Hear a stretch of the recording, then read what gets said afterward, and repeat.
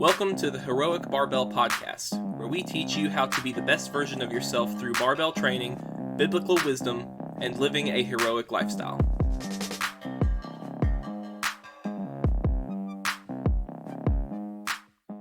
Hey everybody, welcome to the first episode of the Heroic Barbell Podcast.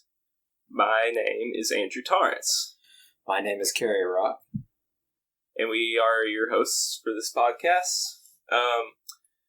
So you guys might be wondering why I've decided to do a podcast, and basically for a long time I've been a very big fan of weight training, especially barbell training. I've developed a passion not just for getting stronger myself and improving myself, but also helping other people do the same with barbells, and just for life in general. I'd say most of my life I've had what you would call a hero complex, where I'm kind of just trying to save everybody's day and make sure everyone has what they need and be of service to people any way I can. And over the years, I've obviously matured and been able to help myself turn that into something that looks a little more realistic than just pretending to be a superhero all the time. And that's kind of where the name Heroic Barbell comes from, is just doing your best to be a hero in the best sense of the word, possibly the most biblical sense of the word.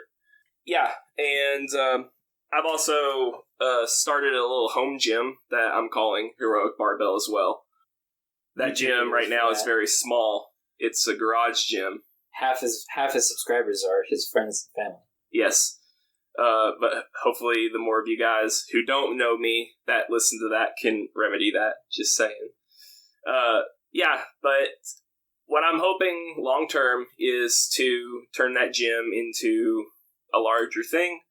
I get lots of people training there, people who want to be heroes themselves in some sense, people who are trying to better themselves, encourage others, and help each other grow into the best people they can be. I'll go ahead and say this. If you are listening to this and you're in the Middlesboro, Kentucky area, please hit me up.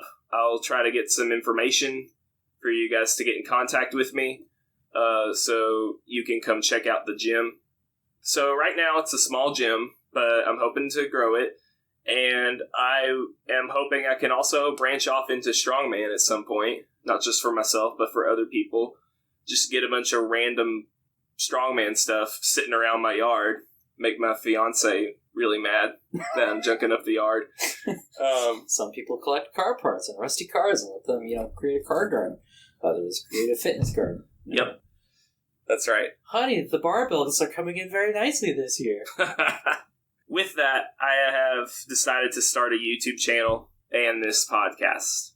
And my good friend Cary, we have conversations all the time. He'll tell you, we go to the same school. We're both graduate students. We go to all the classes and stuff together. We haven't gone to any classes together in a year. Well, other than that one. Yeah, the one that we both dropped. I didn't drop it. That's true. We'll get to it. But what I'm trying to get at is that we have all kinds of just deep philosophical conversations all the time. We'll talk for 2 hours and not even realize it. So I feel like... Especially when I'm supposed to be squatting. Yeah. We work out together a lot too, and sometimes our workouts will take 4 hours because we're talking in between sets and we lose track of time. You need a walk on. Maybe this will get that out of our system, and we'll actually be able to work out. Oh hell no! No, not at all. No. That's gonna be. It's like when you're relaxing, you're taking a shower. The shower thoughts. Those are gonna be the shower thoughts. Okay. They're gonna be entirely, utterly, not at all half baked, and not even half baked. And then we'll get here, and then they might be half baked. So yeah, have the gym, have the YouTube channel, have the podcast. Subscribe to the YouTube channel if you're interested in some... Subscribe button. Smash the subscribe button. Hit that like bell. Stereotypical. Okay, so at this point, I'm going to turn it over to Cary, and we're just going to kind of take turns introducing ourselves, kind of telling our life stories. Yeah, go from there. I actually put together a lightning round list of questions for the end of the podcast. So, Oh man. I'm looking at some of these these ideas for questions, and I'm not. It's like, oh, this is. Anyways, my name is Diogenes the Cynic. I am from ancient Greece. I am associated with cynicism as a movement as a whole. Oh no, wait, sorry. My favorite book of the Bible is Ecclesiastes. Oh wait, no, that's technically true still. And I'm here to be Ecclesiastes to his Proverbs, or maybe I have his Proverbs to his simple. I don't know, simple mindedness. I don't know, man. One day you guys will learn to hear my smile through the microphone. It will be good. I've always been interested in improving myself in some regard. I've never been one to kind of let myself sit still. As much as I think I'm being lazy, I think sometimes people look at me and say, "You call yourself lazy? What the heck are you doing?" No, stop that. No, seriously, stop that. So it's only natural. I've come to enjoy weightlifting. He wants to do strongman, and I'd like to do that too. But my focus is more on Olympic lifting. No, don't ask me for advice. I am terrible. We're both still pretty new. I'm a little more. Neither of our degrees. We have degrees. None of them are in anything exercise related. So, though, and this may be a future podcast topic, but I don't necessarily think that's a good indicator of how much you know. No, but it. Just like in finding a career, just like being an artist, it helps to have a portfolio. It helps to have a repertoire. It helps to have a history. Yes. So, but yeah, we both do starting strength. We subscribe to starting strength type wisdoms. Lifts, starting strength. Right. I think those are the two biggest ones. I'm sure there's somebody else's. Someone else is out there. I'm a huge fan of barbell logic myself, which is a shoot off of starting strength. It's the same idea. It is, which isn't to say which isn't to belittle it. I mean, it works. It obviously works. It's not an advanced lifter. It's not even an intermediate lifting program. Mm-hmm. It's where do I start? Mm-hmm. Start here. Yeah. So you can do a lot worse. I finished novice LP back in 2017, and I've been training ever since, doing intermediate style programming, Texas method, heavy, light, medium, that jazz. I'm probably getting into the realm of transitioning from intermediate to advanced. Deadlifted 575 pounds. That was before quarantine, so now it's back down, but I'm shooting for a 600-pound deadlift sometime, in the next November. 3 or 4 months. Yeah, before November. And Cary is still doing his dedication. Yeah, he's still doing his novice layer progression, just perpetually, eternally doing NLP. It'll be hilarious. At some point, I'll have done this so long for so many times. I'll be doing, linear progression, man, on a 600-pound deadlift. It's like, that's not how that is. It's not how it's supposed to work, man. But we've talked about before that your problem is not that you're doing it too long. It's that your consistency is sporadic at best. Yeah, and so has been sporadic at best. So in times past, it was much better. Uh-huh. I mean, when I first started lifting, I had a hard time. I started at I was in sports in high school, but I got out in 2010, and I didn't really go back to the gym until like 2016. Yeah, and a bad breakup. I say a bad breakup. The breakup went fine, but a bad breakup with my ex on my part, kind of made me realize, I'm getting kind of fat. I don't like this. So nice. So I was like, well, I had gone to the gym when I was with her, mm-hmm. and that had helped because I told you before I had some knee problems, not like any major problems. It's just kind of you just need to work it out kind of thing. So I did, and it really helped. But I wasn't consistent then. If I was, I'd be the one teaching him, or I wouldn't even be here. honestly, if I had that consistency from the start, I'd probably already be Dr. Cary already. But consistency has never been my strong suit. Yeah, graduate school can make hobbies like lifting weights hard because of the time commitment at both ends. Stat Mech. Yeah. Oh my gosh. Are you looking forward to Stat Mech next semester? Nope. I'm not. I love Stat Mech. I think if I can manage for it to be the only course I take next semester. I think if you can swing, I think it can be swung. Stat Mech and a simple 600 class, which is not too moron, I know. But. Or maybe a series of seminar classes. Yeah. Is another thing I've been thinking. Yeah, absolutely. Yeah. So if you, I think you'll be able to, I think it's perfectly doable. It is perfectly doable. You know, I ended up being able to get lucky. Yeah. And that's one reason why. Because don't forget, technically one of my classes was studying for the qual.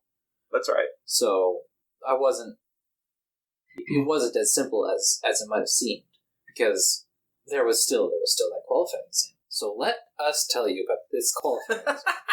There's 2 types. And hang on, do we want to save this for our experience as physics students podcast episode? Sure. Okay. It was hard. Yeah. Well, coming soon. It was hard. Next time on the Barbell, not the Barbell. Next time on Dragon Ball Z. Yeah. More Vegeta screaming. Oh boy. Okay, so that show is much better in Spanish. Oh, I bet. So tell me about your childhood growing up. Tell me about your childhood. Let's just start from day one. My first memories of a funeral. Really? Yeah. I am consistent in that regard. So he's known me, and all the time he's known me, I'm sure from pretty quickly he figured out there's something wrong with this dude. What the heck is going on with this guy? He's so weird and dark. I think I was just happy to find someone who is actually weirder than myself. You know, I've heard that before. I've heard that a few times before. I bet you have. Another thing I was going to say is that we kind of course, again, like I said, we met each other through graduate school. Yeah. But we kind of became friends through lifting. That's where it was solidified. Yeah. That was, if the concrete was poured elsewhere, that was what, helped solidify it. Yeah. So, we're both Christians, both pretty conservative. I would probably consider myself a libertarian at this point, but Cary's diehard conservative, so. And not before somebody goes and forming all their opinions, I think some amount of social, I'll say welfare, is acceptable. I think there absolutely should be some form of, if you serve the nation should serve you back, should support you. I think, the poor and the downtrodden, I don't think it's necessarily a problem that there would be some government-based aid, basically. I don't, but the problem is, in the amount. The poison is in the dose. And, that's, I'm sure we'll get to that. I'm sure we'll get to some of that later. Yeah. It was mentioned. We will get very political on this podcast, just not today. No, it's going to happen today. But it's undoubtedly going to happen today. Well, I guess technically it already has. Already we said we're Christians, so somebody out there's going, well. Yeah. Fortunately, atheist.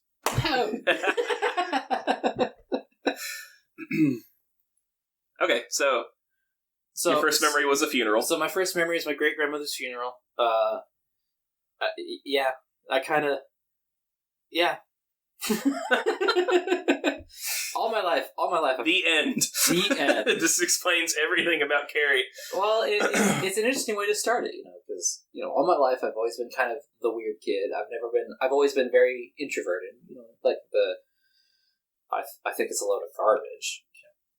Foundation might be reasonable in some regard, but it's certainly hot garbage right now. The Myers-Briggs introverted sense of they can totally be around a whole bunch of people. They can totally be the best orators. They can totally blah blah blah blah blah. No, I'm talking about I've never cared to be around large groups, interact with large groups of people. I don't. parties are great until everyone starts getting drunk, or until I start trying to have to talk with like 5 people at a time, and then, I've never been that kind of sociable person. I have no problem with 2 or 3 people at once, but I'm not the life of the party, and that's okay. That's because there's others that are really good at it. So I played a lot of video games. I read an incredible amount. Well, granted, it was mostly like fantasy and sci-fi, but I read an incredible amount. So I ended up playing a lot of video games. But I also would look. I was the weirdo that would, my father was the kid who would, among other bad things, he would also be the kid that would read the encyclopedia. I was the kid who would read Wikipedia. So I was always the weird kid. I look back at myself and I think, wow, I was a real jerk. Why were you a jerk? No, I just think that's a combination of, you're immature and you're more mature later, ideally. You look back at yourself and you go, wow, that was terrible. And you might have been, you might not have been, but I look at myself and go, oh, cringe. So okay, well, that's going to the cringe compilation. So do I, and yeah, I do too. I think we'll get to that. I think most mature people will agree that I was a lot worse in the past, because it's not like you fall. It's not like you come into this world. I am suave and smooth and no, that's not the way that works. Of course not. So that'd be weird. Yeah, I grew up in the southern part of the West Coast, so I was exposed to a lot of different ideas. So oh man, you just haven't heard of. No, I've heard of it. More likely than not, I have heard of it, or some flavor of it, or tried it myself, or whatever. And all of it was dissatisfying. I've tried committing suicide before. I've been addicted to a few things throughout. Nothing. No hard substances. And you know what I'm talking about. Mm-hmm. And it's just namely video games. It's the usual sort of thing. Not necessarily. I've never done weed. I have been drunk. I do not recommend it. Although I do love Long Island iced teas. Those are so good. Well, the thing is, you can drink without getting drunk. Oh, absolutely. And you can enjoy a drink. Yeah. So, but there is a limit. Of course. And it might be a limit. There might be a limit that you might self-impose, and there might be a limit that should not, is not self-imposed, but that is, by principle. Mm-hmm. And do not violate your principles. Of course. You will always, unless it is false or foolish, or there is very good reason to drop it, and assuming it's well-founded in the first place, you probably won't find that reason. Mm-hmm. Don't violate your principles. Right. You will be worse for it. Yeah. It might be a problem. It might not be a problem for somebody else, but that's right. Yeah. But don't do it for yourself. Other people may handle something a lot differently than you, and that's okay. Yeah. Or not okay. Right. But it's not your problem necessarily. I can remember times growing up where friends would ask me to play Call of Duty. And every time I would, it just wouldn't sit well with my brain. Like, after playing for 4 hours or whatever, Call of Duty, wouldn't sit well with me. And I kind of knew I probably just shouldn't play. But I would be like, oh, my friends are playing, and it's fun, and it's Call of Duty. Peer pressure, because everyone else is playing it. And I would play it again, and then it'd be like, all right, well, I've just... I don't feel good again. Yeah. It's which is funny, because I grew up playing some real games. Some real games. No, I mean some real... Super Mario, man. No, I don't mean like, oh, no, that's not a real video game. I mean, I grew up playing some real violent games. I played Serious Sam, I played Unreal Tournament, I played, I enjoyed Doom, so... somebody's going to listen and go, you shouldn't do that. It's, it's violent, or it's a depiction of, you're killing the depiction of people, and there have been studies, which I should probably look up and justify more, so I can read off the stupid title of the paper and the authors. We'll do a podcast on violence in video games, and that will give you a chance to look up sources. The research is in on this too, and it still keeps on coming up. Violent video games cause murder and mayhem. No, they don't. They don't. In the small minority of population that can't handle their liquor, that can't distinguish between reality and fiction. Sure, but there's 1 in a million, if that. And for the vast majority of people, it's cathartic. I mean, Columbine shooters, it was cathartic. Not to say it's not super shady that they're making a map of the school. I've had friends that were playing. Oh, what were they playing? It wasn't Quake. It was. Maybe it was Quake. Oh, whatever. That made a map of my high school. Actually, that's the friend I've been talking about earlier. Oh yeah, yeah. They went to the same high school. Huh. And anyways, but they didn't. They also quickly deleted it because Columbine happened, and then they're like, no, no, we don't need this. And they did it because it was cathartic. That's how they got some of their stress out. Mm-hmm. Once they were no longer able to, or once it was no longer sufficient, and things really got real bad. It's a good thing half the stuff they were playing didn't happen. But if you also look into the evidence of what was going on in their lives at the time, it was terrible. Their life was a tragedy. I mean, any number of things that we can talk about some other time. But it was... Look it up for yourselves. Do it. And don't just go on the Wikipedia page. Look through the links on the bottom. Look through the references. Particularly the primary sources. Okay, so, what was your family like growing up? I am a golem, and I came out of the ground.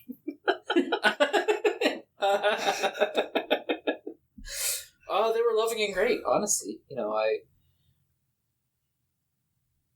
were loving and supportive, and I'm very blessed to have had them. Good. It was awesome. I had a stay-at-home mother who helped instill good values in me. I had a father who did work a lot, but he was there on the weekends. He came home from work, and he was home. His mind wasn't in work, or it happens on occasion, but nothing's perfect. I can't remember a time in particular where he was terribly distracted. He was there. He was present. And it was great. He was loving. He was. To say you're cursed to be like your father. Well, I'm pretty well off.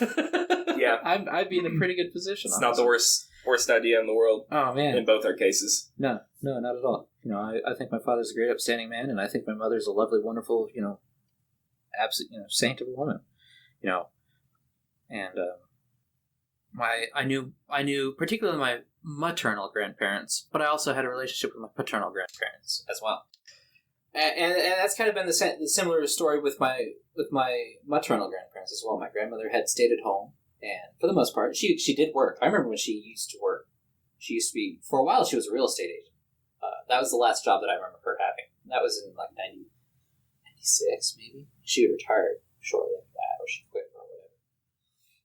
And before that, well, I can go into that history later, but point being, and my grandfather got a bachelor's degree in physics, but he was an engineer by trade, and he did some interesting work. Actually, they worked on some very interesting stuff, and so it would be easy to say that to cut a very long, obnoxious story short, I don't think of myself as a creative person, but I think Andrew would potentially disagree in some regard. Not creative in the sense of like, oh yeah, I'm great and artsy.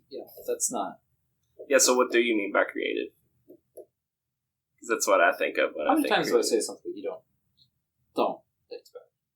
Oh, all the time. How many times do I bring up a solution that might not necessarily be like, well, I guess that, yeah, duh. Yeah. it's not necessarily the analytical solution. Mm-hmm. How many times have I said, if it wasn't for doing STEM, I'd probably be like in philosophy or art, or music. Other than I can't stand the people in there.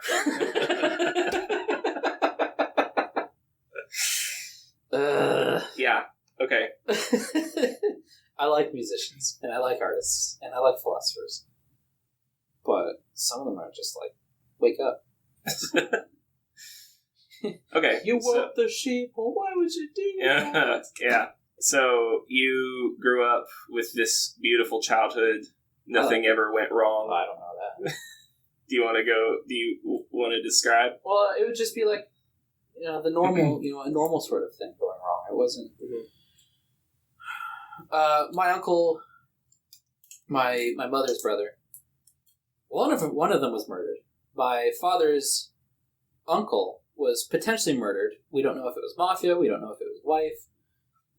We don't know who pulled the trigger. The thought is that it was he pulled the trigger himself. Pulled the trigger, but there's question about that. My grandfather was frankly kind of a shady businessman. My paternal grandfather was really kind of a shady businessman. He did a lot of things inappropriately. He wouldn't not correctly. He cooked books. He not correctly do accounting. He'd pay people at the table. He'd shuffle assets in a frankly, my understanding is an illegal way. Because there's a way you can do that because he had his own business. So, that's always a great testimony. Yeah. And let's see. But he half my family have been druggies or drunks. Oh wow. Maybe not half, but like a third. Okay. Between both sides, I've been druggies. I have seen a lot of drugs. Okay. So drugs have never been a mystery to me. Alcohol's never been a mystery to me. There's no. Your grandfather kind of had a change of heart towards the end, right? It was earlier than towards the end. Earlier than towards the end. It was in the 70s or so. Okay. And as Christians, you're supposed to. We have a new nature, but that sure doesn't mean we don't still sin. And we still, that doesn't mean we're not hypocrites ourselves, and that doesn't mean that what the message of the gospel isn't true. Right. That doesn't mean what is said is false. It just means we're being hypocrites, and that's terrible. That's absolutely terrible. Who wants to listen to a hypocrite? Nobody. Right. Yeah. I don't. You don't. That's why Jeff Cavalier's under so much fire right now. I don't remember Jeff. Oh, yeah. Kleenex. Yeah. Because he got accused of using fake weights, and the evidence does not seem to be in his favor for it. My understanding of the Jeff Cavalier thing is... Yeah, I think he's kind of full of BS anyway. Especially since I started looking into more yourself. Since I started paying more attention to starting strength and some other resources that I think are just better. More correct. Yeah. I used to watch his stuff on YouTube all the time before that. And I was like, oh, okay, I'll do this very random, obscure exercise that only targets one muscle. That's what machines are for. No. I will not do that anymore. Like I said, that's what machines are for. That's what machines are for. And, yeah, so... Machines have a great place. I pretty quickly realized that, I don't think he's got it right. I'm probably not going to watch his stuff anymore. And so I didn't. Before he was doing the Athlete and X, program stuff, from what I had heard, is he was pretty trustworthy. There's people on 4chan, the butthole of the internet, have oh man. People on the board fit, they'll ask, sometimes they ask, is he natty? Is he natty? They'll, it's just whoever natty. Sometimes it's a joke, it's like, is Shaw, Hall, Halfthorpe, whatever. People who are, or Coleman, people who are obviously super not natty. Is he natty? Her. And it's like, no. But sometimes somebody actually has an actual question, is this guy natural? And, he's an interesting one because he's not big, but he's shredded. Okay, but he probably also... Honestly, what I think is he's probably partly a charlatan. he's got a thing to sell.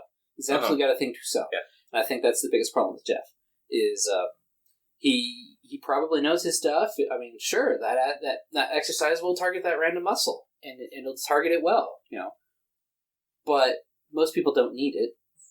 I mean, my opinion on machines, my highly uninformed, highly naive opinion on machines is, okay, so if that's your weak link, and you need to particularly focus on that one, sure, you could do compound movements, but the problem with, in a sense that in this regard, the problem with compound movements is you might have something else overcompensating for that particular failure. Yeah. And that's not a problem necessarily. I mean, in your day-to-day life, you don't go, oh, darn, my gluteus minimus is so weak. Or that earlobe, the one muscle in my ear, I'm suffering. Yeah. It's to be clear, for most of your daily activities, the functional strength you need in your body, you will have. You either have or you can do a complex barbell movement to get the strength you need. Compound movement. Because at the end of the day, what's important is not which muscles are being worked. Can you do the thing? Can it do the thing? That's right. And that's the most important aspect about it. But if you're going in for, say you're a bodybuilder, you're going in for a competition or something, or your goal is some competition, and you've noticed that for whatever reason, in your particular case, your obliques, I don't know, they're not being worked enough. So you need to particularly focus on your oblique muscles. Well, a machine would be particularly handy there, because then you don't have to worry about that. You don't necessarily, it's controlled, it's guided, it's definitely training wheels on a bicycle. But the point of the training wheels on a bicycle isn't, can you ride, this BMX course? The point of training wheels on a bicycle is, can you ride? Yep. Can you do? If this paints, this episode is so. Oh yeah, I know. It's okay. Oh my gosh. It's an introduction episode. So if you get off your phone. It's also the first time we've ever done a podcast. Get off your phone. I'm writing down more ideas for podcasts. Get a notebook. Huh? Get a notebook. Why would you really want me to be scribbling on a piece of paper while we're recording instead of tapping on my phone? I said notebook. Yes, because it's far easier to get distracted on a phone. Okay, time for a new rant, guys. Technology. It has been great in so many ways. But boy, let me tell you, supernormal stimulation has ruined mankind.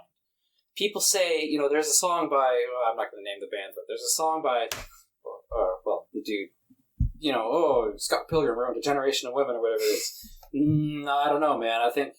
I don't know. I think it's just, I don't know about that. What I do think is I think the access to technology and the general availability of supernormal, hypernormal, whatever, stimulation in all forms has made everything that was already present, a lot worse. Okay, how does heroin work? Why is heroin so addictive? Why do heroin? Actually, that made more sense than I wanted. What's up with heroin, right? Am I right? Mm-hmm. What's up with heroin is that hijacks your normal. Oh my gosh, what is it? This is the sort of thing I should look up. Endorphins? Is it the same thing that morphine works? Your brain releases endorphins. Is it endorphins or is it dopamine? I think it's endorphins. Well, both. They're two different chemicals. They are two different chemicals. That's why I'm asking which one. Because I think it's endorphins that work with pain, and dopamine, which works with the seeking of pleasure. And has other influences as well. They both do. Yeah, I can't remember right now which is which. Whichever one it is. Yeah. So normally you encounter pain, your body releases some, I'm going to say endorphins. I think it's endorphins that helps mitigate some of the pain, so you're not crippled. Heroin says, how about we just release the floodgates? And so it does, and your brain is absolutely flooded by this. The problem is it ruins your brain. Like fundamentally, your brain goes, oh hey, this brain chemical that's so expensive to produce and maintain and blah, blah, blah, blah, blah. It comes from an external source. I'm going to stop. Yeah. And I'm going to rely on this external source because, heck yeah, I don't have to do as much. And there's so much, and it makes me feel so good. What can go wrong? By the way, that's the same process that happens when you get weaker, physically weaker. If you are listening to this, and you are a person who maybe, I don't know. Okay, let's think of something simple. If you're listening to this, if you stand up out of the seat that you're sitting in right now, go ahead and stand up. Okay. If you can, if it's safe. Did you have to use your hands to help you stand up? Like, actually have to use your hands. Yeah. Or even if you did it without thinking. Well, I do it without thinking. Oh, we all do. You need to be able to get up out of a chair or some seat without your hands. You should be able to just lean forward and squat yourself up out. If you cannot do that, you're too weak. The problem is, if you don't start producing strength yourself, building your muscles, strength training, getting enough protein, all that, you're going to get weaker. It's either one or the other. Well, protein and the others as well. Right. Not just the other macros, but also the micros. Yeah. But you cannot expect your body to hold on to strength if it either thinks, A, it doesn't need it, or the strength necessary to make your body move the way it wants to is coming from an external source. That's one reason why astronauts... I see where you're going. I was worried where you were starting with this. Yeah. I see, like the astronauts in space. External force, the external source of the stimulus, of the attribute.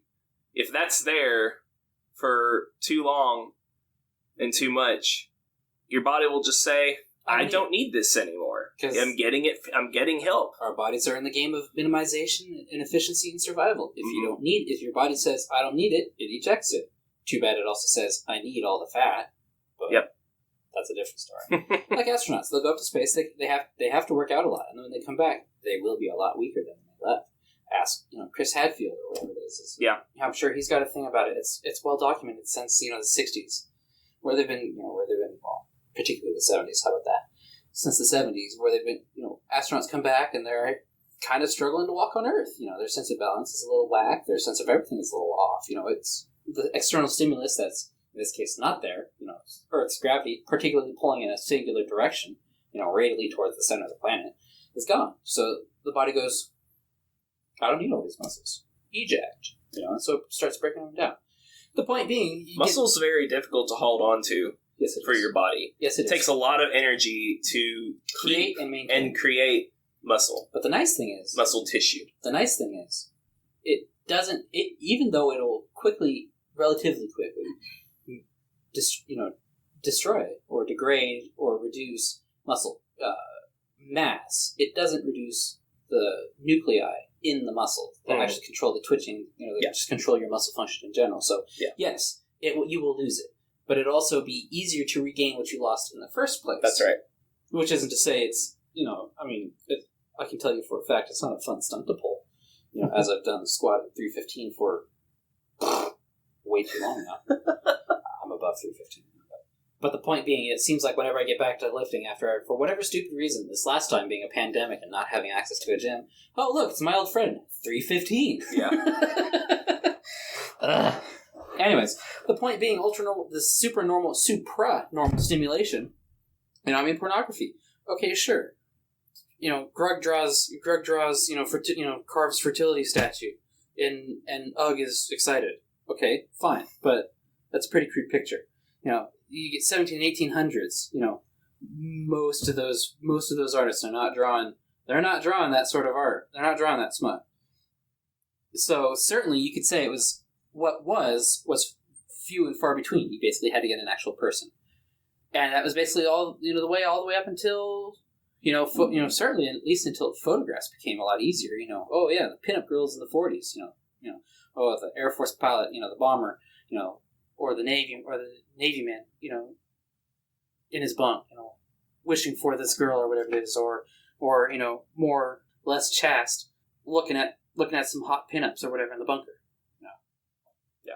Yeah. It wasn't until really recently, particularly recently, the combination of the technology available to record all this, to make all this. Hentai is a thing.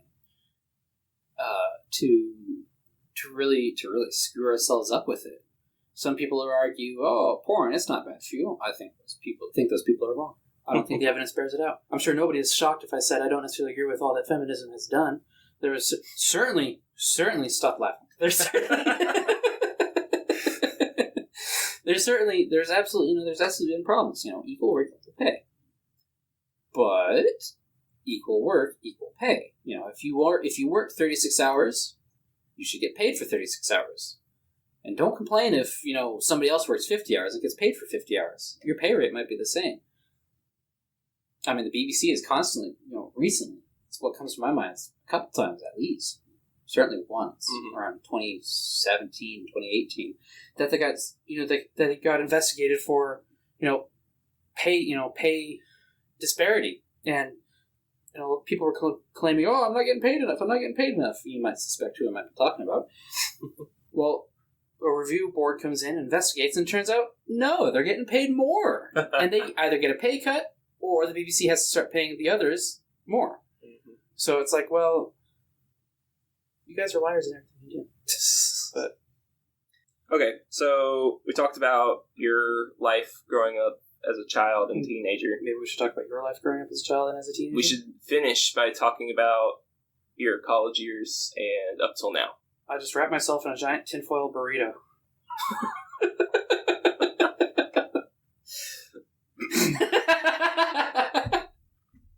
Don't give me that look. You know it's true.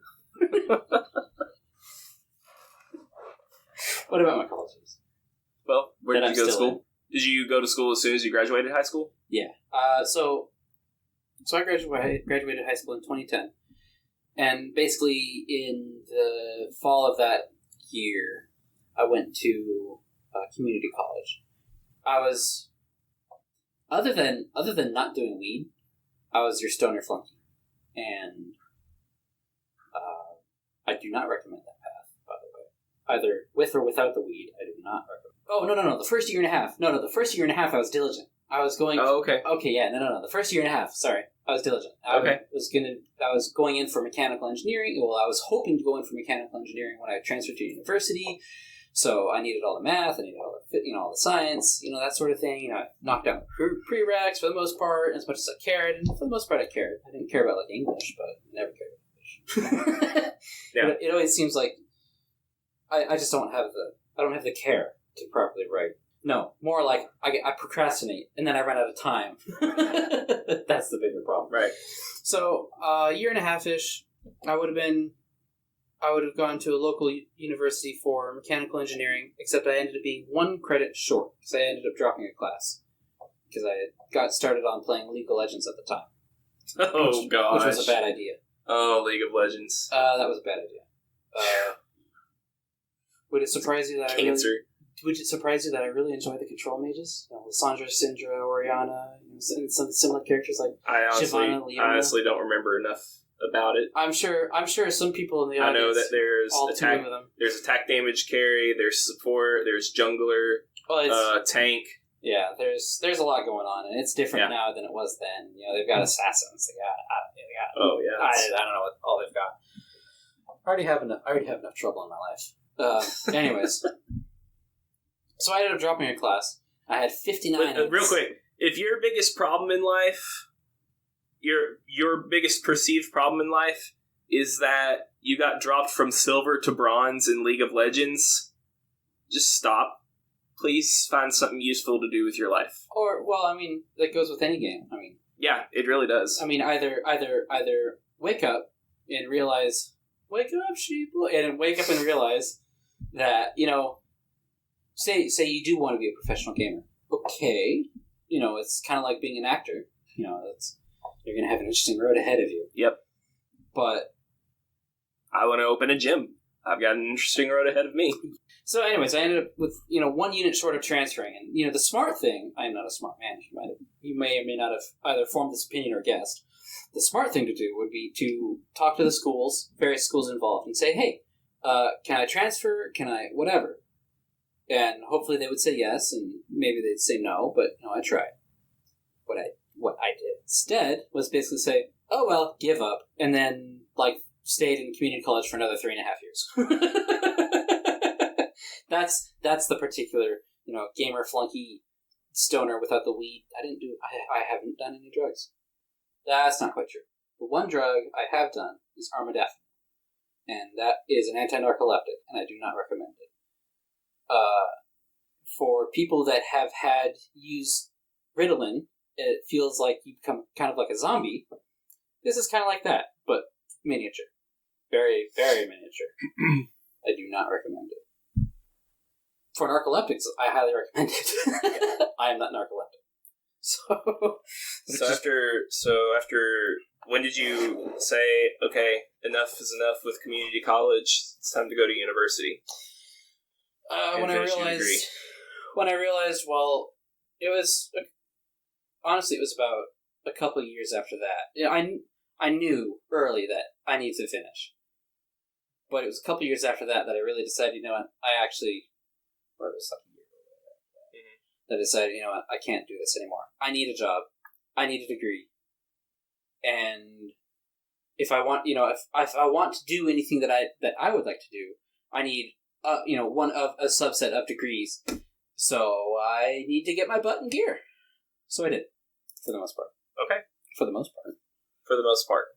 Did you not have your butt in gear in yet? My study habits are trash. They still are. I said are, yes. Yeah. Oh yes, they are. They are absolute trash. It might be funny to hear, oh yeah, grad student, PhD in physics. Study habits are trash? Oh yes. It's possible. I am living proof of this. Don't be like me. Right. Okay, so, and where did you go to university? Well, I've been trying to not say these details, but... Oh, you don't have to. So I went to... Well, I'll say it now anyways. Okay. I grew up in Southern California. I grew up in the city of Orange County. So, the Real Housewives of Orange County. Yeah, that place. And yes, there are people like that. And yes, it's abhorrent. I have seen so much plastic. Only some of it was packaging. And oh my gosh. I went to Villa Park High School. It was a great school. I ended up taking... So I've painted myself this picture of, I'm, flunky kind of... In high school, I ended up taking my senior year. So freshman year, I had normal classes, honors classes, and I did extracurricular activities. I did football, I did wrestling, and I was in orchestra. I was a first chair cello. Or I played cello. I wasn't a first chair yet. Sophomore year, I took AP European History. You're talking about high school now, right? High school. AP European History. Football, I was on JV. And I was in wrestling still. I was our 189 varsity wrestler. Or moved to 189, and I was on JV at that point. Junior year, big difference. I had a kind of personal little meltdown, and I decided I wasn't going to take AP US History. Huge mistake, by the way. For me, that was a huge mistake. So I only had 4 AP classes, or I only had 3 AP classes, instead of the usual 6 or 7. 6, instead of 6. I still had football and wrestling, and I was our varsity wrestler at 189 for junior year. And I was our first chair cello. This is my second year's first chair cello for orchestra. And then senior year, partly because of that personal breakdown on my part, I just part of being immature. I didn't do football or wrestling anymore, but instead I took 7 AP classes. I only had 6 slots, but one of them was half the year it was macroeconomics, and the other half the year it was U.S. government, and which was entertainingly with my wrestling coach. So that wasn't weird. And I had music theory. I was still our first chair cello. AP calculus. People think, I don't know what people think nowadays, but at the time AP really just meant community college level, which isn't to say it's nothing. It's not to say it's nothing. It's just, big boy, blah, blah, blah. Well, no. Well, sort of, yes, but no. In high school. So, Community college, San Diego Canyon College.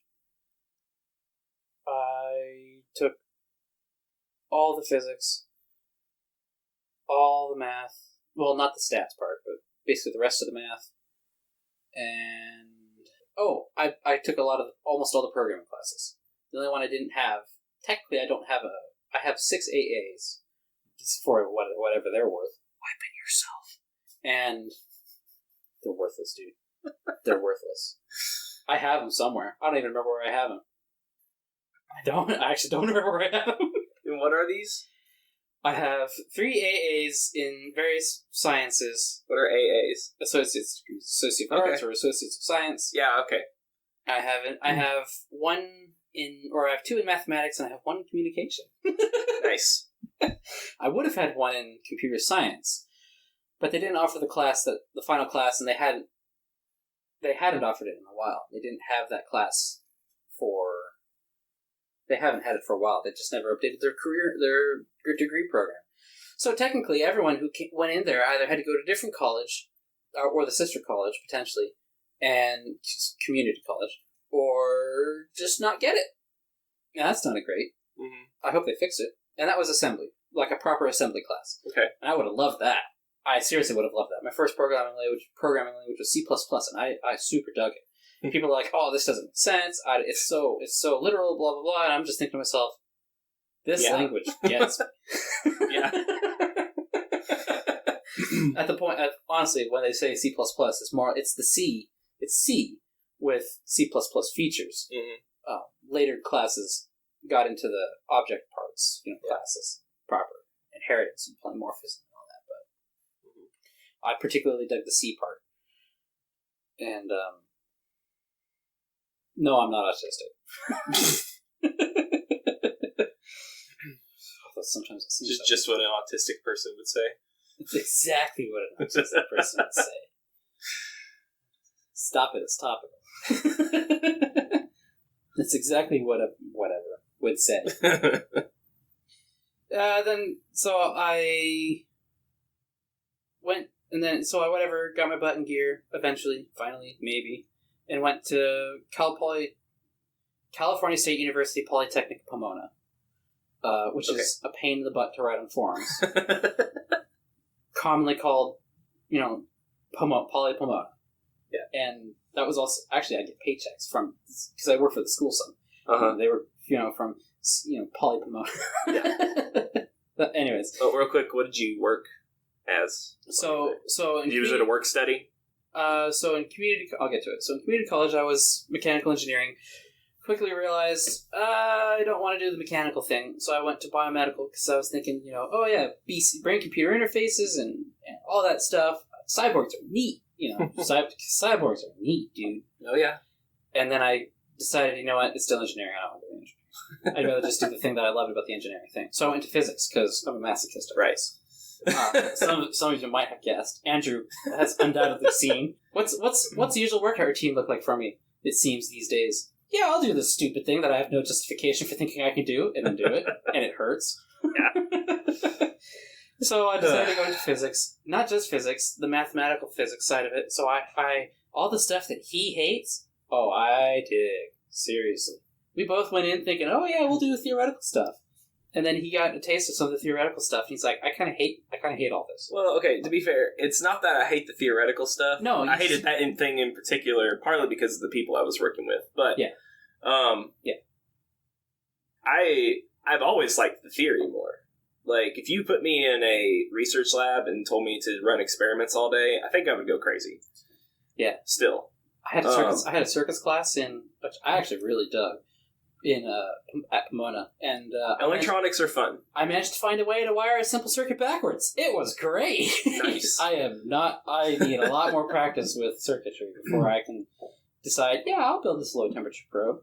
Well, I love theory, but I like the theory for physics that is simplistic and pretty.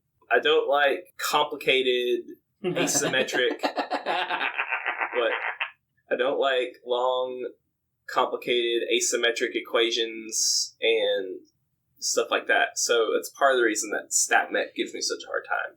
beauty is only skin deep, and it's lying. It's not the best principle to guide yourself on in physics. When you're searching for equations, oh, it's beautiful, so it must be right. Heck no. What about Maxwell's equations? Some people would say they're hideous. Technically, Maxwell wrote 20 equations. That's true. Oliver Heaviside is who wrote it in the vector calculus gradient form. That's right. Yeah. And those are pretty. Those are nice. Those are simple. They are beautiful. They are also not. In a sense, they're kind of not useful. They're not. Okay, you have to calculate your density, your charge density. You have to calculate your this, that, and the other. And you start plugging all that in, and everything starts really getting real ugly real fast. Yeah. I would love to learn just because string theory. That's a hobby. It is. And we know it's not right. Yeah. If you want to study something that might be right, or it looks promising, is asymptotically safe gravity. Asymptotically safe gravity. Yeah. You might want to do that. As a hobby, that's what you want to look at. Okay. Anyways. All right, so you're in university at this point. I'm in university at this point. Yeah. I joined. I ended up being a TA and a research assistant. I got paid to do some research in percolation theory, which can be best summed up by the thought of this little thought: when is a bunch of trees on fire a forest fire? Okay, I like it. Fun, I think I understand why you like StatMech now too. Oh yeah, because the whole thing's a forest fire. No, More like a dumpster fire. Especially if you're using Cardar. You take that back. I actually really dug Cardar. It's that whole, people are saying, I don't get it, it's so hard. And I'm thinking, no, I like this. I like this a lot. Right. That's exactly my kind of textbook. Yeah. Which a lot of people hate. But I'm a masochist, so.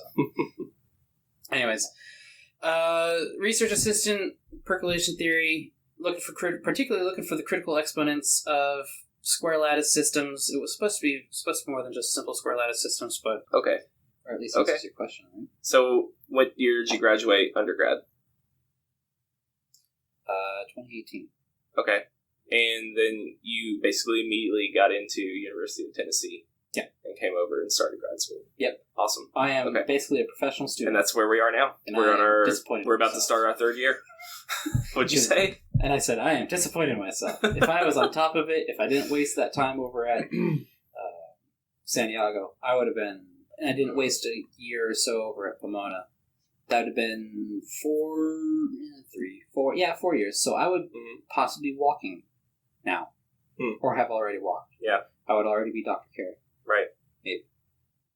I don't think I'd change it. I don't go back in the past and change it. Right. I learned a lot along the way. Blah blah blah, maturity and all that. What about the spiritual side of your life? What's your testimony in the traditional sense of the word? So when I was raised, I remember going to.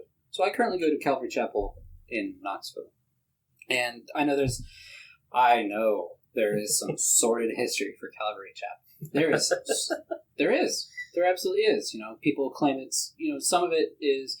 So the nature of the Calvary Chapel thing currently is that it's divided. It used to be this organization, network, etc., of independent churches federated that set up by Chuck Smith in the 60s that would they'd all they were of a like mind, verse by verse teaching and tell the whole thing. So, oh no, next week we're going into Song of Solomon's. That's going to be a little awkward. Oh well, Song of Solomon's. Oh no, the Bible said, Paul says, I will not suffer a woman to teach. Well, that's going to be fun for the pastor to look at the audience and go, and read that verse. But that's what Paul says. That's what he's going to teach. And I remember seeing Chuck Smith and Chuck Missler a couple times. I was 4, 5, maybe. Mm-hmm. And we stopped going to Costa Mesa. There was a Calvary that was being hosted at the local high school, the one that I had gone to when I went to high school. So I went there for, remember how long? A better part of a year? And then, I don't know why we stopped. I've been told we stopped because we would just ask for the donuts that we would get there. We wouldn't be there for the teaching. We were young. Myself, I was young. My siblings, they were even younger. I'm the oldest. Mm-hmm.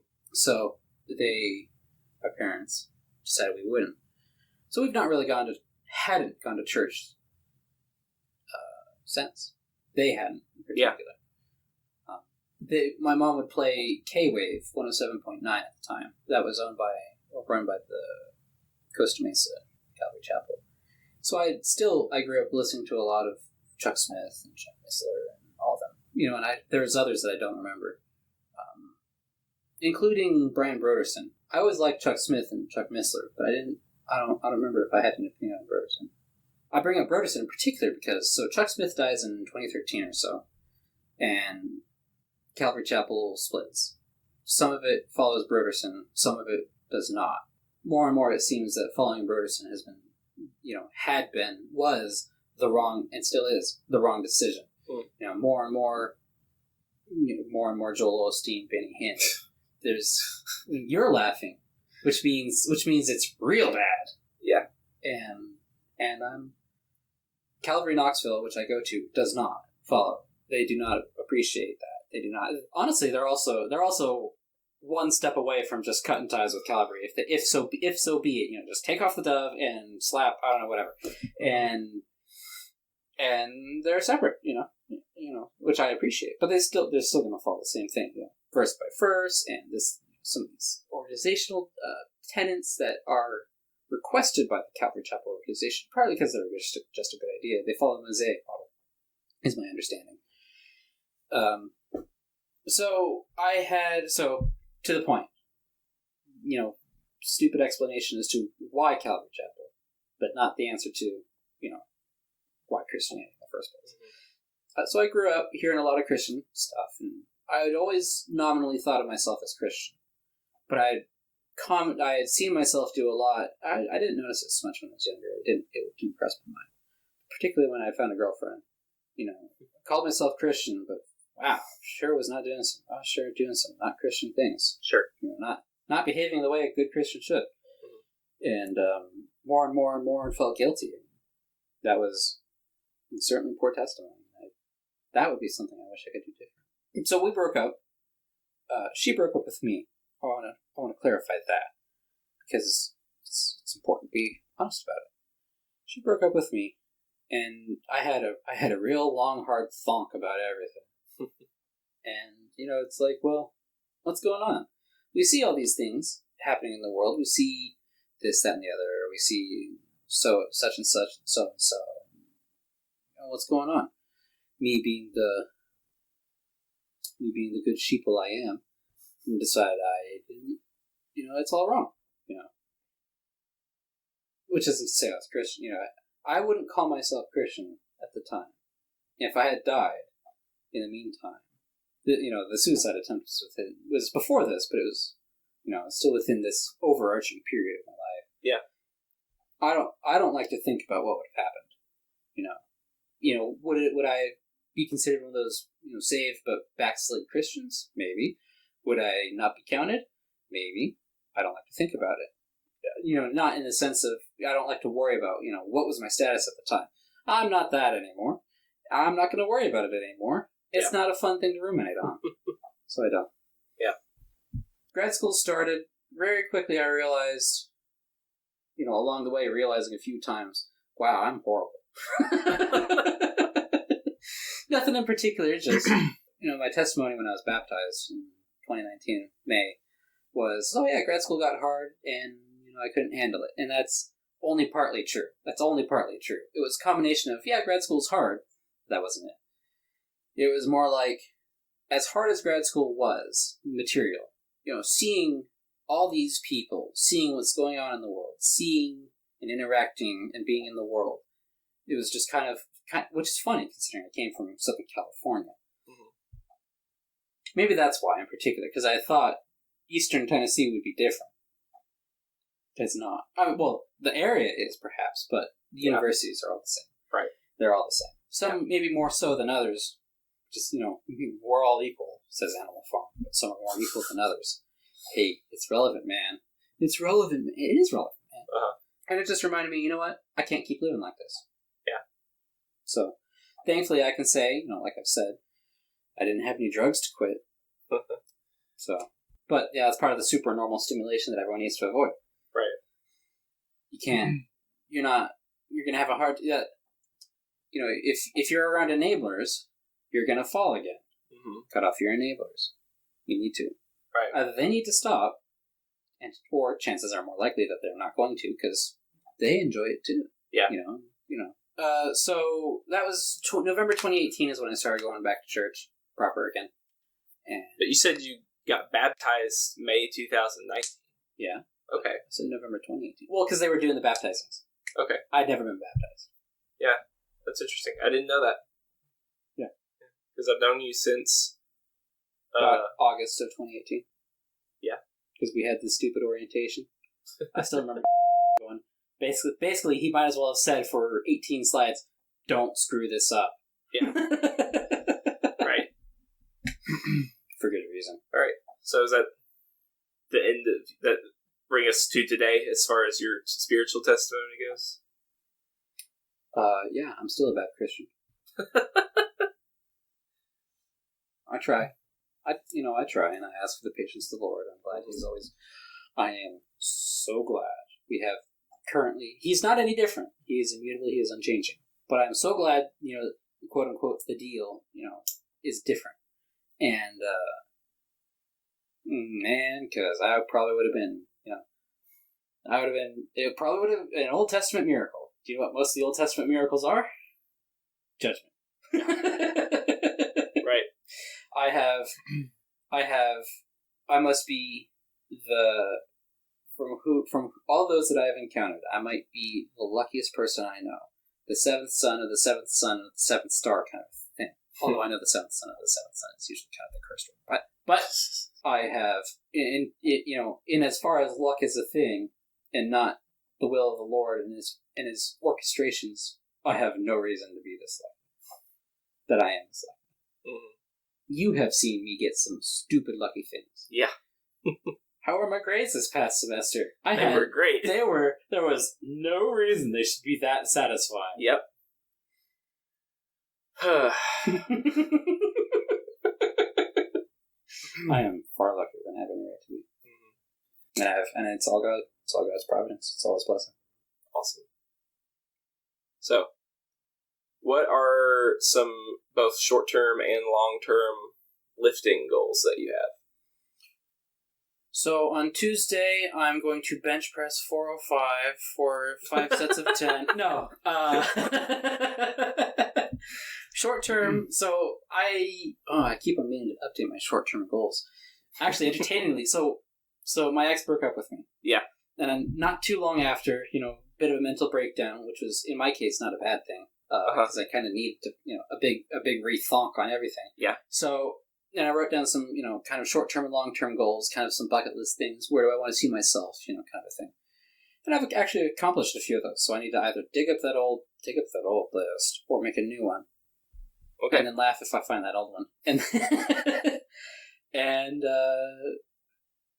anyways, so short-term, like 6 months-ish, a year, not even a year, maybe. For this year, for the rest of this year. Yeah. Your lifting goals. Okay. I'd like to rep to. This will happen ideally within a few months. Okay. But I'd rep 225 on bench. I would rep 225 for pen play. I would rep 405 for deadlift, and rep squat 405. That one might not happen in the year because I would probably have switched to intermediate programming. Okay. We'll see. That's within a year. That's possible. Within the calendar year, I hope. I don't see any particular reason why not. Yeah. Today was 330. That's only 75 pounds. I squat 3 days a week. That's 25 pounds. 25 weeks. I think there's 25 weeks left in the year. So. Yeah. For those who don't know, will you explain what a pendlay is? So it's like a bent over row.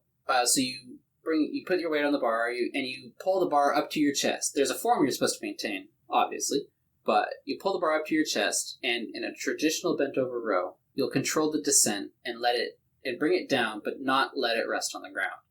In a pendlay row, what you'll do instead is you'll set up the same. You'll row it to your chest, and then you'll go ahead and let it rest back on the ground. The point being that, so if the bench particularly works your eccentric, I think it is. The push in that position, I think, is it the eccentric or the concentric? Well, it's the pendlay. Concentric and eccentric are not tied to pushing and pulling. No, they're not, but they're tied to the muscle activation, right?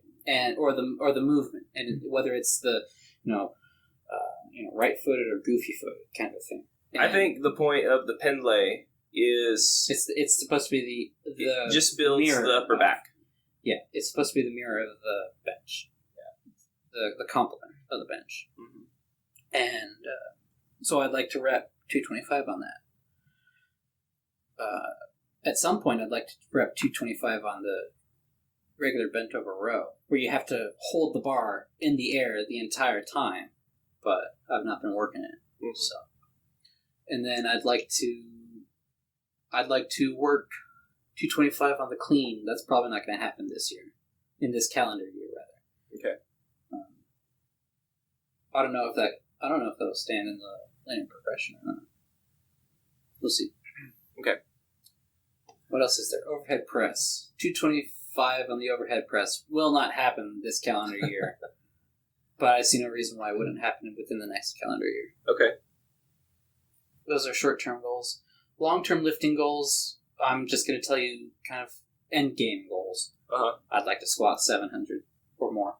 I'd like to deadlift 800 or more for reps. I'd like to bench 600. Wait, did you say deadlift 800 or more for reps? Yes. Okay. All natural. So, which means that's not going to happen. But well, I don't know if it's not. But we'll see. We'll see.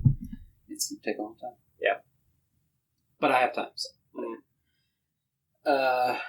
Squat 700, bench 600. Oh, that's what it was. Clean and press 502? Okay, or 507. So there's a video. Whatever the record is. Well, 509 was the record.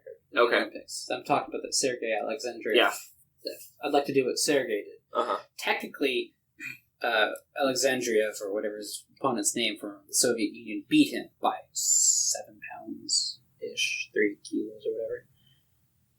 But his form was trash.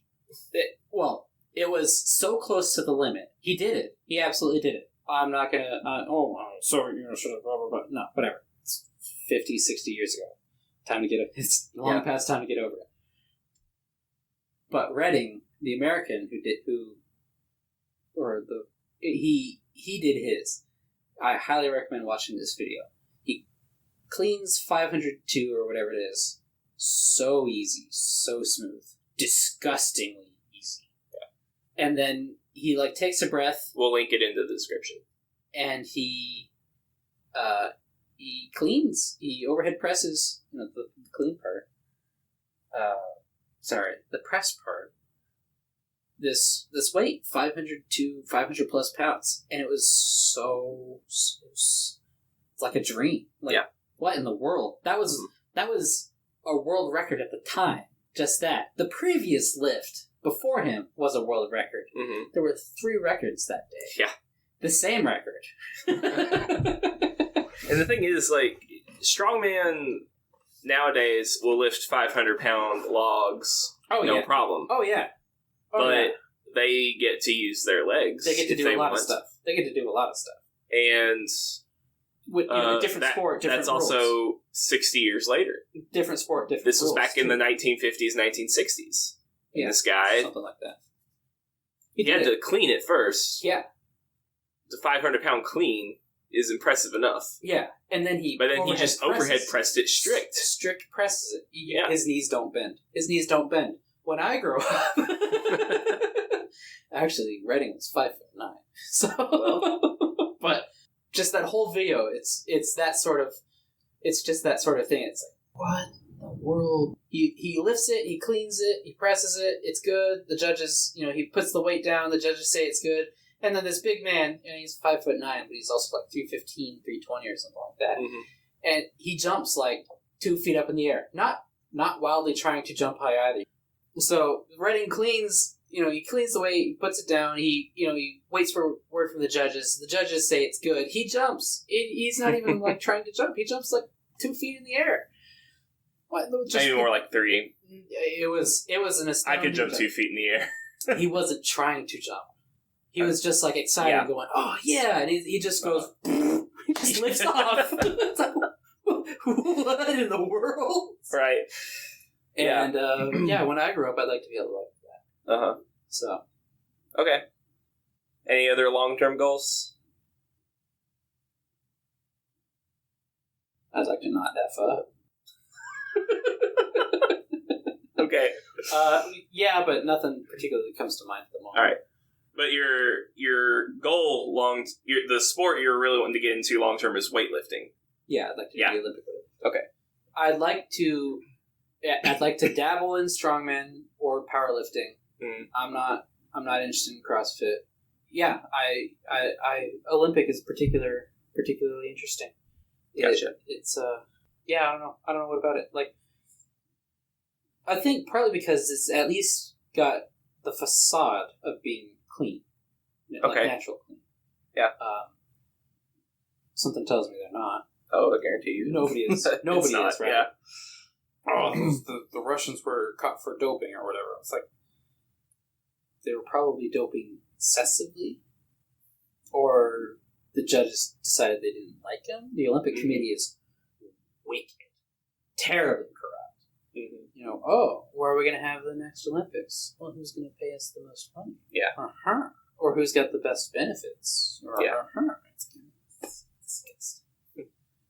But that doesn't mean the lifts. That doesn't necessarily mean the athletes themselves. It very well might be clean. All the better. All the more. All the more. Whereas in strongman, this isn't a knock against strongman. Different game, different name, different game. Although I don't think there's supposed to be juice in strongman. Yeah. Or is there no stipulation on that? Well, I think what I've heard recently is that the world's strongest man, that company, has a no doping policy. But the way it's upheld is that they do a drug test before every world's strongest man, which is like easy the day to before. Beat. Which is easy to beat. It's so easy to beat. So basically, the practical rule is if you get caught with steroids in your system the day before World's Strongest Man, then you are disqualified and cannot compete. Otherwise, you're good. Because I would almost personally guarantee you that every single person who's ever won World's Strongest Man has been on some sort of drugs. Certainly since anabolics and whatever else that they've been get going. Yeah. So I think that's very unfortunate, and it kind of ruins the mystique for me. I don't think so, and to me. Yeah, we could do an episode on this as well, but I have a different opinion on it. Not to mention, we'll talk about it later. Oh yeah, sure. There's I think it's a variation on the same question of what is the most alpha lift, deadlifts or squats. And I think my opinion is that squats you have to put yourself under the weight. Yeah. Deadlift looks more impressive because, and it absolutely does, because that's more weight. Strictly, that's more weight. For most people, there are some people who can squat more than they can deadlift. But sure, but that's not as common. Uh-huh. And I think like I said, for example, with the squat, if that weight falls, you're under it. You either need to get out or it's taking you with it. Mm-hmm. And I can't think of any person that can survive high, some of that. Yeah. And maybe if it's just the bar, or maybe 130, 45 on each side or something. Yeah. So, what are some of your goals for life? Not just lifting. Do not screw up. Do not screw up. Okay. More seriously, I'd like to everything prefaced with whatever the Lord has in mind. Right. Absolutely. Uh-huh. But, given the choice, I'd like to be a researcher of some form. I don't necessarily mind where I work per se. You know, people say, "Oh, you're making bombs, you're killing people." I'm not the one pulling the trigger. Anything I develop doesn't have to be used. The technology that could be used to develop something entirely different. And who's to say I work at BAE. You know, I work on the railgun. Who's to say that research is actually going to be used in the railgun? Mm-hmm. I mean, okay, maybe it is, but that sort of miniaturization. The Plantronics. There might have been some commercials for some funny, driving headphones, so that, like long haul truckers have to answer calls sometimes while they're on the drive, so they get like headphone, one headphone with a microphone or whatever it is. Plantronics, a company that makes some of those electronics. They were also the ones that made the communication, some of the communication equipment for the space programs. Mm-hmm. People think, trivia for you guys, the sound, the beep, the keying sound for transmitting and transmitting for Apollo, those sounds are called Quindar tones. Quindar. I have some. I've just not set my phone to have notifications for Quindar tones. Okay. They were named after the company or the man of the company who developed it or whatever. And so, there's a lot of associated research that could be very, very useful. It's not like everything has to be. Unfortunately, a lot of things will be. So life goal. I'd like to be a researcher. I'd like to have my own consulting firm. Mercenary researchers for hire. Ideally not.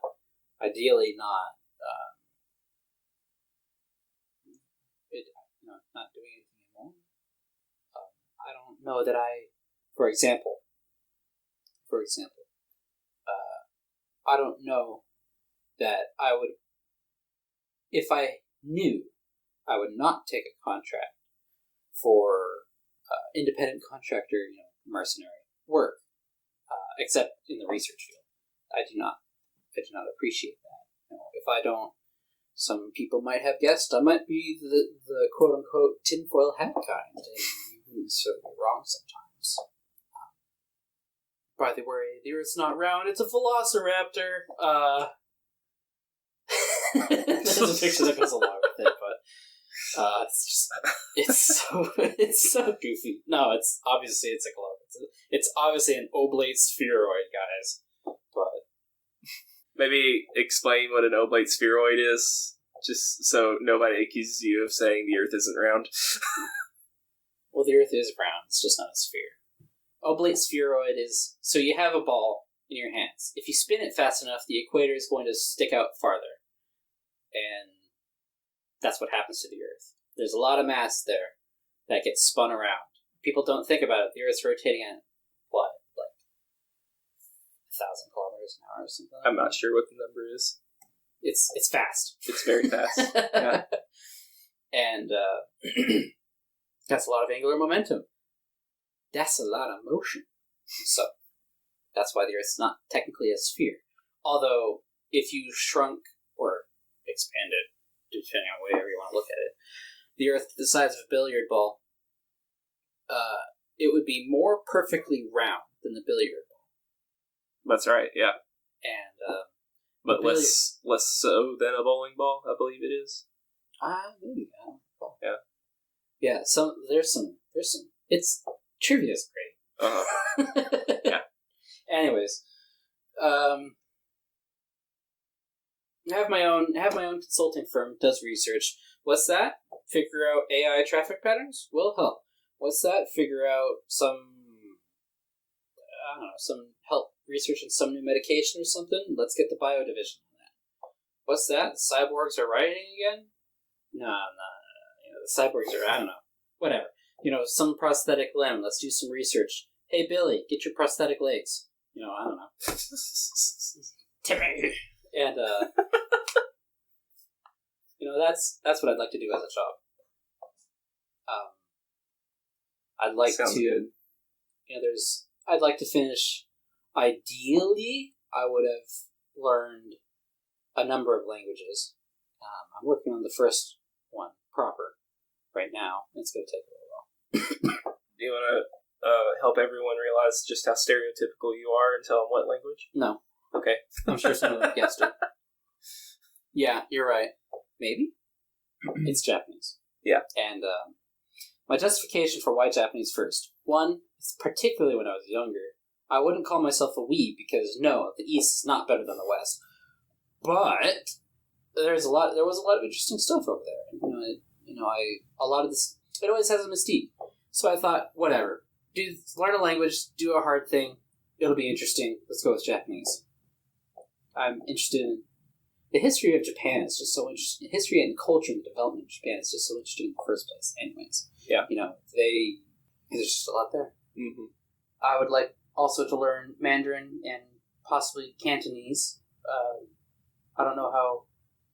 Well, yeah, we'll leave it at that. Mandarin and Cantonese, Korean,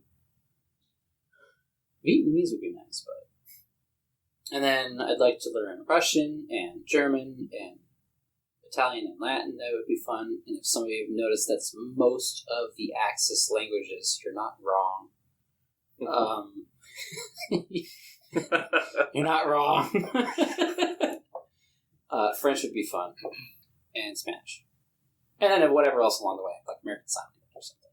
Yeah. I don't know how useful some of these things will be. Chances are fair that most of them will be rather not useful. But I'm not doing it for usefulness. I'm doing it for personal edification. Plus, it helps keep your mind sharp. It really does. Mm-hmm. And it helps stave off any... My family doesn't have a history of it, but it helps stave off, sometimes you hear it called old-timers disease. Not Alzheimer's, although it does help that. Yeah. But just the general degradation that our bodies go through as we age anyways also happens to our mental faculties if we don't keep them sharp. In one sense, it's easier to do that than it is to work out physically. Mm-hmm. But it can still happen. Yeah. So, what else would I like to do? I would like to see parts of Japan. Okay. Other than that, I really don't have too many goals. Okay. Which is a great way for somebody else to decide what I'm going to do, but... Well, there's no lady in your life yet, so I'm not sure that there will that be. will at least change. It may not change any of the goals. I hope it doesn't change any of the goals, but it may change how you go about obtaining some of those goals. Oh, absolutely. For fulfilling them. Yeah. What's the... Man, my church group, my study group, my Bible study group, it's so disappointing. But what's the verse? It's that man sets his heart on a goal, and the Lord guides his feet. I need to verse is that? I wish I could remember. You'll have to let me know. Sounds like a good verse. It is. They're all good verses. Huh? They're all good verses. This is true. Yeah. So I don't. Obviously, we're a very small operation. This being the first episode. Oh yeah. And Andrew is computarded. You are computarded. How am I computarded? Talk to your fiance. Ask your fiance. I mean, I know what she's going to say, because she tells me all the time. It's this weird... I overcomplicate things, and I don't look for the easy solution. Yeah. And you don't look for the easy solution. There's got to be... Or you're looking at the complicated solution, a complicated solution. There's got to be an easier solution. No, dude, this is exactly what the manual says. This is what the manual says. Computers are the most... They can't be autistic because they're not alive. But they are the most literal thing. It's basically metal balls down a pachinko machine. It's just gonna happen unless it crashes. And it's water over a waterfall. Sure, it hits a lot of blocks and bricks and logs and turns a few knobs and twists a few dials or whatever along the way, but it's just going downhill. It's not going to do anything different. Yeah. You are insane for thinking it's going to do anything different. I also kind of despise programming because it does what I tell it and not what I want. I have the same problem. Excuse me. Guys, we have reached the end of our first Heroic Barbell podcast. Rant. Episode 1 of Cary Rants. Okay, so just a couple things I would like you guys to do once you're done listening to this is, 1, subscribe to the YouTube channel, please. 2, if you are listening to this on another platform besides YouTube, He needs to upload it to a lot. yeah, give it a like, give it a share, whatever you can do. Smash that like bell. And Watch Cary roll his eyes. third thing is, if you have a question that you'd like us to answer, Oh, we don't have an email address. we do have an email address. I'm glad you set one up because I totally. I have an email address for this. Don't use your school. I'm not using my school email. If you have a question, please send that to heroic.barbell.training@gmail.com. And Training questions or podcast questions? Training questions, podcast questions, philosophy questions, political questions, whatever. And we will get a handful of those and do a Q&A episode where we'll answer them all at once. And we'll go from there. I don't know how anybody's going to find this. Huh? I don't know how anybody's going to find this. Thank you guys for listening. Diogenes signing off. Goodbye.